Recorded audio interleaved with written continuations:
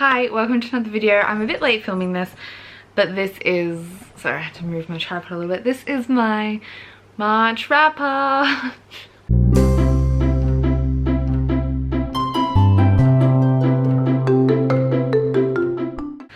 I'm not wearing pants because I had a second round of surgery on my leg. Yep, a second round.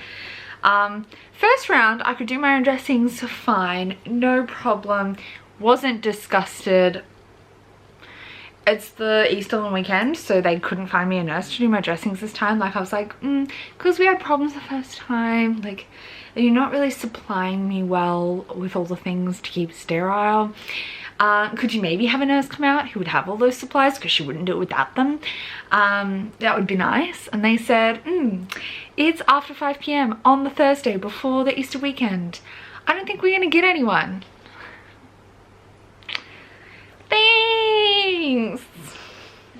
So I'm doing my dressing changes again, and it is a much bigger hole than last time. I didn't like it. I've only changed it once so far. I already changed it again this afternoon, and then tomorrow, and then Monday. I'm definitely going to try and get a nurse to do it after that. And I understand now why they wanted to do a skin graft, but apparently they couldn't just like do it. They had to wait. So I'm probably having a third surgery to get the skin graft done. Yay. Yay. Why can nothing ever go right the first time with me? When I had my tonsils out, I ended up back in hospital the second week with bleeding. You know, I just can't do it right. But hey. So I am not wearing pants because, I mean, it doesn't hurt, but I have a big bulky dressing on my leg. But we are doing my wrap up. I read 17 things in March, which is less than I wanted to, but I did, obviously, if you've been watching my vlogs, I had April visiting, and I had something else happen at the start of the month. I got gastro at one point. That wasn't fun. It's just been a bit chaotic. I haven't read as much as I would have hoped, but we've got a little list here of things I did read, and April's already looking more promising, so let's get started. We had 2 DNFs in the month. Sadly, only a couple of 5 stars. Only 4 5 stars, but no 2 stars or anything. Mostly 3 stars, a couple of DNFs, some 4 stars. Oh, there was 1 2 star. That's right. Hey, forgot about him. Let's get started. So first off in the month, I read Chain of Iron by Cassandra Clare. This is the sequel to Chain of Gold and the second book in the Last Hours trilogy, part of the Shadowhunters universe. If you don't know, how do you not know? I can't talk about specifically the plot of this. Obviously it's a sequel, but also like 3 trilogies deep into the series. I ended up giving this 4 stars, and I gave Chain of Gold also 4 stars. For me, this, it feels like so long ago, this just was not mind-blowing. I don't think it was bad by any means, but often I find the 3rd book in the trilogy is the one that, like, the first one is for world building and setup, and often I'm like, especially with these later trilogies, like I was kind of the same about the Dark Artificers. The first one I was like, oh, there's too many characters and I can't keep track and I don't feel invested. By the end of the first book, you start feeling invested. Second book, you feel invested throughout, but it's a middle book, so it's a lot of setup. I feel like the plot in this one took ages to build, which I think was the same in book 2 of Dark Artificers, and then the ending kind of set everything up for the big finale book. And I liked the ending of this, ready for a big finale book, and this definitely pulled at my heartstrings at the end. Like, I feel like it definitely did the achiness, which her book 2s tend to do, leading into book 3, which will then have a like overly satisfying conclusion. But it did take me a while to really get invested in the plot. I felt invested to the characters the whole way through, but not the plot. It took me like halfway to get invested in the plot, and before that it kind of felt kind of drudgy. Like, come on, have something happen. So yeah, 4 stars, but I did think it was a fun time. I talked about this in my vlog, but would I recommend jumping into Shadowhunters at this trilogy? No.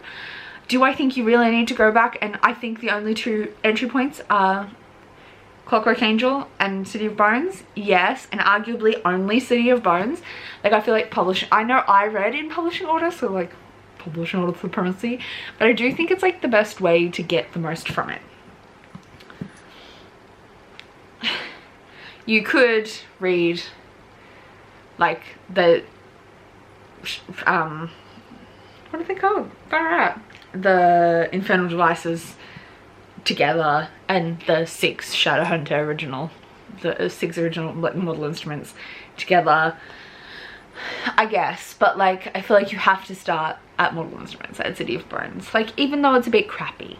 Like, my friend Paige from Pages with Paige hasn't read any of them, and I keep saying to her, you need to start at City of Bones. You will be disappointed. Push through if you want. Like, if you want to go there, you gotta push through. If you want to get to the good shit, you gotta push through. But like, yeah, I don't know, I feel like I enjoy these because I'm so deep now. Do I think they're amazing? No. Do I think this might have been ghostwritten? Yes.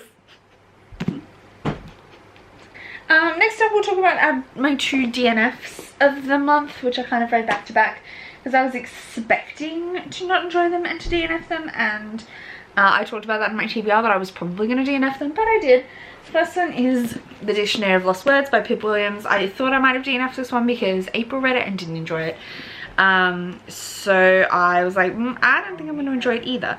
I got about 30 pages in, I think, and the writing style was not for me. I really didn't like the way it was told. So I don't really have any actual commentary on this, but I DNF'd it. The other one I DNF'd was House of Dragons by Jessica Cluess. This is a high fantasy dragon story. This sounds like adult literary fiction. This is like large cast dragony. My main problem was I read 5 chapters, like the intro to each character. They were so repetitive. The voices didn't feel unique enough. Again, I was not really wanting to keep going with this anyway. Like, I was coming in it prepared to DNF, and at one point I was like, I enjoyed myself, I should keep going, and then I just couldn't bring myself to pick it up. So then I DNF'd it. So again, I can't really comment on this other than that my main reason for not wanting to continue with this one is that I think Jessica Cluess is a bit, especially on social media, she's not very respectful, bit of a dick.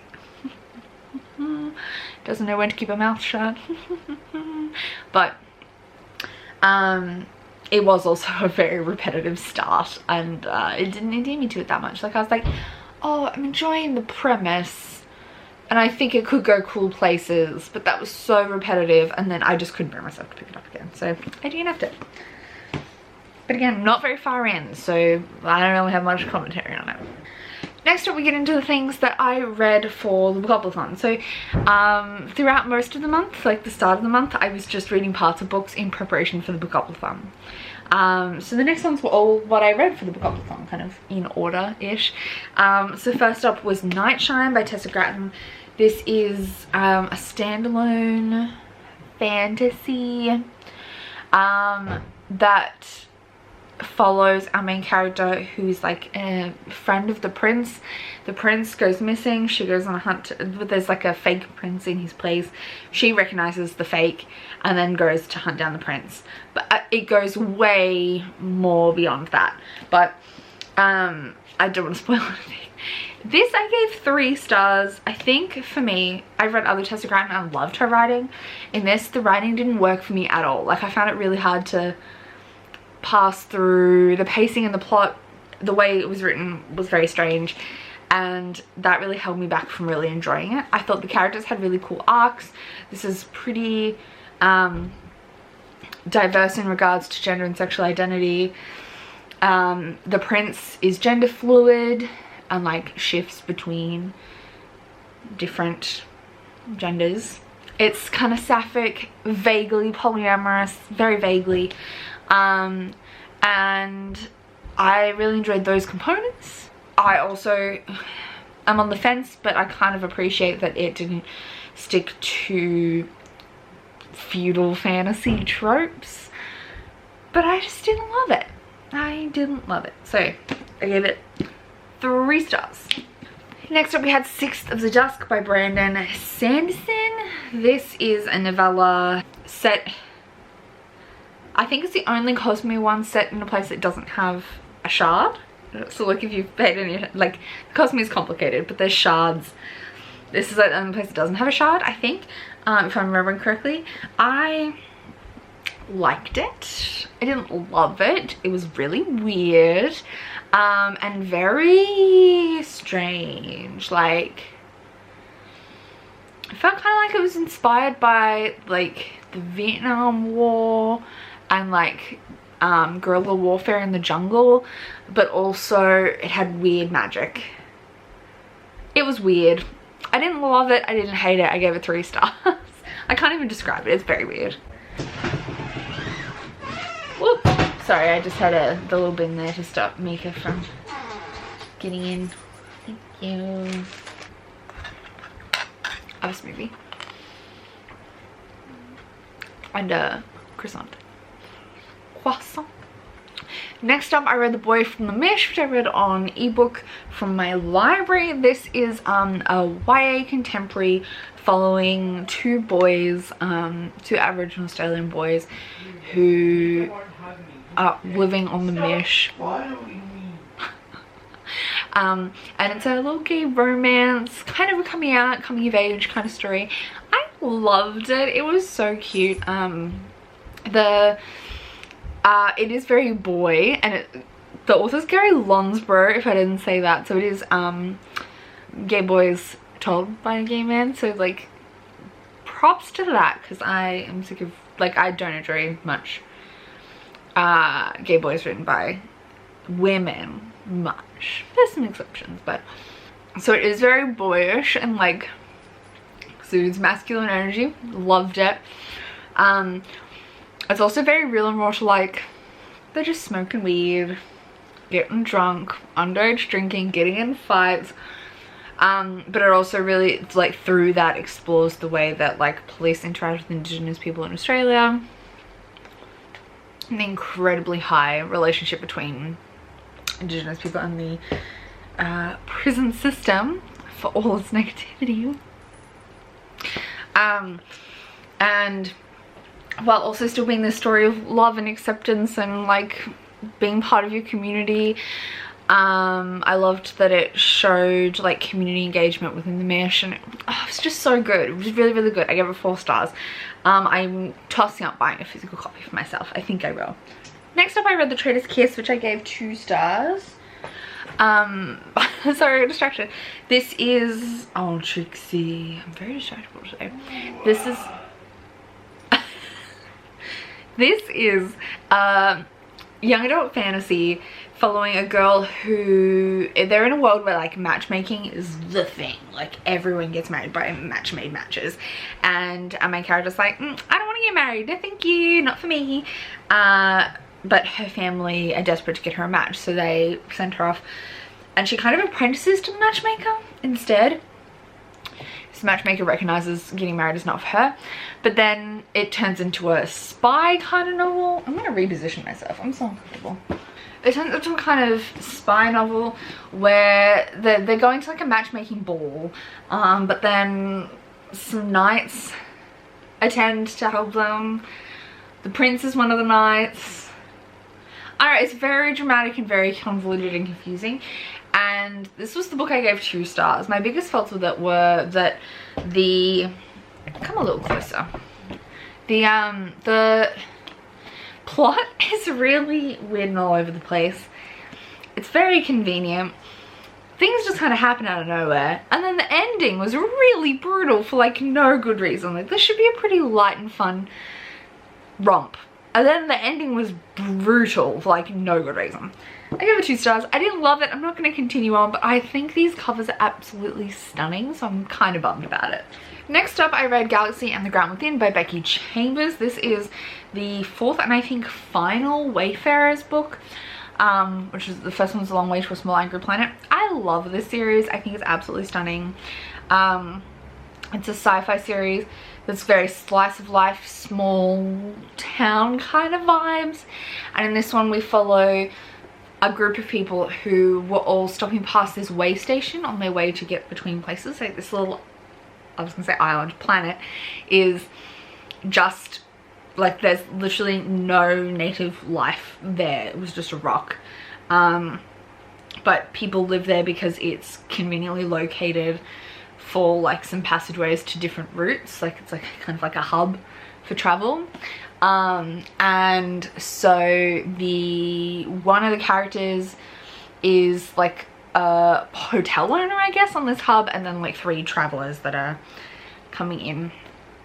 And then a big event happens that means like asteroids hit their satellites or something, and it throws out all their power and communications for like 3 days while everything gets fixed up. And it's kind of like a little slice of life of them all dealing with each other in that time. And it was so good. I loved it to pieces. I gave it 5 stars. I think I gave all of these 5 stars, to be honest. I think they're just absolutely stunning, and I would recommend the series so much.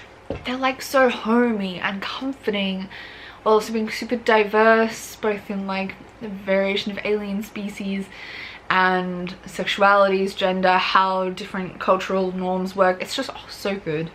Then I finished Queen of the Conquered by Kaysen Calendar. This is a Caribbean inspired fantasy following a girl, what's her name, Sigourney, who is, I mean, the plot's very complicated, but there's the like white ruling class, I guess, on these islands that are they're all kind of like merchant kings, and then the slave group. And her father was like a freed slave who was given some wealth. So she's got a title, but she's black. And she's trying to infiltrate the kingdom, I guess, to like free her people. But she's grown up as an elite, and so her people don't really respect her. She does a lot of very awful things to maintain her power as an elite. And also within this world they have not everybody, some people are bestowed with magical gifts, and her gift is that she can read people's minds kind of, and also influence their thoughts. It's nuts.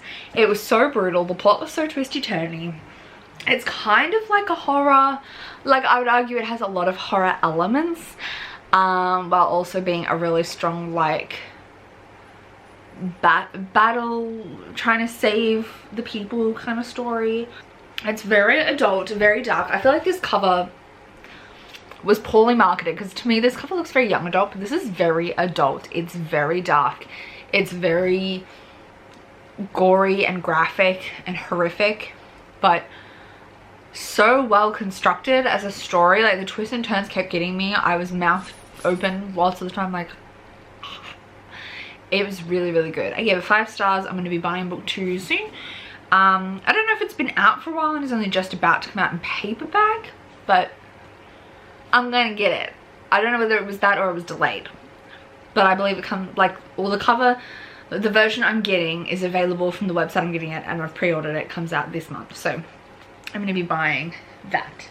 Then I read a little graphic novel which I don't have with me because I stole April's copy, and that is Fangs by Sarah Anderson. This is a little fun series of vignettes about a vampire and a werewolf that are dating. April didn't like it much, but I thought it was really cute and fun, and it really, like, just is super sweet and corny and cheesy, and I loved it. Like, the perfect level of corny, whereas I think April found it too corny, so I gave it 4 stars. Then I read Percy Jackson and the Titan's Curse by Rick Riordan. This is the 3rd Percy Jackson book. I've been reading these for the first time. I never read them when I was a kid. I asked my mum why. She said, "You thought they were for boys." And I said, "But I read so many things that were for boys." So I don't know why I distinguished that this one was not for me. But for some reason I did. I had friends that really loved Percy Jackson, and I was just like, not for me. No thank you. Don't know why. I really enjoyed this one. It wasn't my favorite of the series so far. I should have middle grade. Greek Roman mythology. If you haven't heard of Percy Jackson, where are you? Have you been living under a rock? The Of the 3 that I've read, this is book 3, this is my least favorite. I think it might have been that I listened to the first 2 along with the audiobook and I really enjoyed the audiobook, but for me this one just was not quite as engaging as the others, but I am interested in finishing the series. I gave this one 4 stars, but I really loved book 1 and 2, so we'll see how book 4 goes. Then I listened to another audiobook called This Time Will Be Different by Misa Sugiura. This is was for the Books and Lala's buzzword reading challenge for the year, which was time was the buzzword. I really enjoyed this. I didn't love it. I think a lot of that was to do with the voice of the main character. Like, she was a bit, I don't know, I don't want to say juvenile. I just don't think she made some bad decisions for weird reasons and I just didn't quite get it some of the time. But, like, not to discount her, she was interesting. It had a really cool setup and plot. We're following, she is Japanese American and her, I think, grew up with a single mum. She doesn't know who her dad is. I think he was just like a one-night stand. And she has always felt like a failure, but her like Japanese mom is very like, you need to be getting straight A's and doing all the great things, and she feels like she can't succeed at anything and she's always disappointing her mum. But she's started working at her aunt's floristry shop, but it's going under and not making money, so she's trying to make money for the florist and that's going to be like the one thing she's successful at. But her mum works for this big white guy in town who bought up everyone's stuff, and it's like, especially there was a high Japanese immigrant population, and then during the internment camps in America, this white guy bought up a bunch of properties really cheap and then sold them back for exorbitant prices once the internment camps were closed.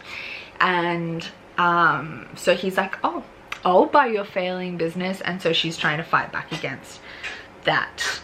Yeah, I thought, to me the ending was the weakest part. Like, it didn't turn out kind of the way I would have liked. It all kind of wrapped up a bit conveniently and not fun, but it was interesting and engaging and it was an alright time. I gave it 3 stars. It wasn't the best, but it wasn't bad either. Next up, I read Fairest by Marissa Meyer, which is the 3.5 in the Lunar Chronicles. This follows Queen Lorvana as a young woman, her rise to queendom and evilldom, I guess. I thought this was interesting. If you didn't know, this series is like a sci-fi retellings of fairy tales, so she's kind of like a classic evil queen. I do think because she's a fairy tale classic evil queen, it is a little bit like she's insane for the sake of it. Like, she's had some trauma, but it really didn't delve into that. She was very like just like immature and ready to just be evil. Like, it's trying to explain her trauma and her reasons for getting there, like similar to Maleficent, but I feel like it didn't do a good enough job of making her not just seem ridiculous. So it was alright. It wasn't my favorite. I do love these covers though, like, it's beautiful. But yeah, she's a little bit nuts, and I don't think with enough backstory to make it amazing. I gave this one 3 stars. It was enjoyable. I zoomed through it. Then I read The Gwenevere Deception by Kirsten White. I think this was the final one. No, actually. Percy Jackson was the last one I read during the readathon, or for the readathon. I read most of this during the readathon, but I didn't count for any prompts. Same with this one. I read some of this during the readathon, but I didn't count for any prompts. This is a retelling of the Arthurian legend from the point of view of Guinevere, but it focuses on kind of like a very different version. Like, it's strange. So Guinevere is a changeling. She's the daughter of Merlin, and she's taking the place of the real Guinevere to look after Arthur, but Arthur kind of knows about it. I don't know, it was very strange. There were a lot of things going on. I understand why a lot of people thought this might go in a sapphic direction, though apparently the second book does not go there. I didn't love it enough to continue on, I don't think. Give this 3 stars. It was enjoyable, but I feel like it lost some of the things that make me really enjoy an Arthurian retelling, and really bulked out some stuff I didn't love that much. It felt very simplistic and straightforward. I don't know, I just didn't love it. I didn't love the writing. It was all just okay for me. So I give it 3 stars. Then I read another 5-star book. This is Outrage, Eve Brown by Talia Hibbert. This is the 3rd book in the Brown Sisters trilogy, and I've given all these 5 stars. I absolutely love them. They're adult romances following the Brown sisters. We had Chloe, then Danny, then Eve. In this one, Eve fails. It feels like she fails at everything. Like, she tries a lot of endeavors and nothing works out for her. She's feeling a bit lost and relying on the trust fund, and her parents kind of withdraw their money and support to try and kick her butt into gear to do something with her life. And she ends up driving to this little town and sees this B&B with an advertisement for a chef. So she just walks in and is like, hi, I'm here to interview for the chef's position. And the owner of the B&B is Jacob. Jacob's autistic, and at first it's like, what the fuck is with this girl? But then they develop a really good connection. Eve is also autistic, but kind of has that journey along the story. Oh, my battery's running low, so let's get this done. I'm almost done. She kind of has that journey along the book, but I don't know, the romance was really good. It was not my favorite of the series. It was probably my least favorite, but I feel like that's because of the pacing of the romance itself. It kind of happens really fast.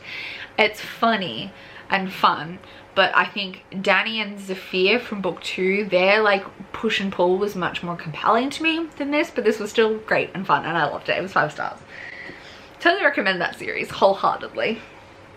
Then I read Wings of Ebony by JL on audiobook. This is a Black Girl Magic Fantasy young adult, following our main character Rue, who found out she was from this other world and has magic, or her dad was. Her little sister's from the human world, and is this whole big complicated fantasy plot. To me, honestly, my biggest issue with this, and the reason I gave it only 4 stars and not more, it was like a 3.5 rounded up, is that the plot felt very first book you've written, kind of. Like, the plotting was convenient. It was very boom, boom, boom, things moving here and there, and it didn't build super organically to me. Like, it kind of like felt like the author was pushing things in certain directions to hit certain plot points. It didn't feel like a natural build and progression. But the characters were really interesting, and a lot of the commentary was impeccable. It deals a lot with like race relations, how the gentrification of the hood, and violence against black bodies. I think it did all of that impeccably and so good. Just the plotting let it down for me, and I'm mad about it. Like, I'm mad that I couldn't love it, not mad that it didn't deliver. And I will probably check out book 2. We'll see. I will definitely check out more from this author. I don't know whether I'll wait for another series or try out book 2, but we'll see. And finally, last book of the month before my camera goes flat, I read Archive of the Forgotten by AJ Hackworth. This is Busted. When did that happen? This is the sequel to Library of the Unwritten, which was one of my favorite books of last year. Absolutely adored it. This was that last year? The year before? I can't remember now. This was so good. I didn't absolutely I didn't love it as much as book 1. I ended up giving it a 5 stars, but like a low 5, a 4.5 rounded up. I didn't love it as much as book 1, I think, because it lacked a lot of the comedy and humor that was used for world building in the first one, whereas this one kind of threw you in the deep end because you should know the world already. And it was much darker and grittier. I was very emotional. I just didn't have as good a time. This series is set in Hell's Library. In particular the Unwritten Wing, which is where all the books that were never written go. It's so good. It's really interesting, and it explores like other pantheons. Like, they can kind of go between pantheons. We follow the librarian in the first one, her assistant, an angel who's trying to like get back this book that's been missing, and hero who's a character from the book who's escaped his book. I really loved book 1. This one I loved, but I didn't absolutely adore as much as I loved book 1. But I would totally recommend the series, and I can't wait for book 3. Well, my camera just died right as I finished talking about the last book. But let me show you all the books that I'm reading, that I read in the month of March, so that we can do a little wrap-up clip. This is my wrap-up clip. So this is a little stack of books that I read in the month of March. Beautiful, beautiful.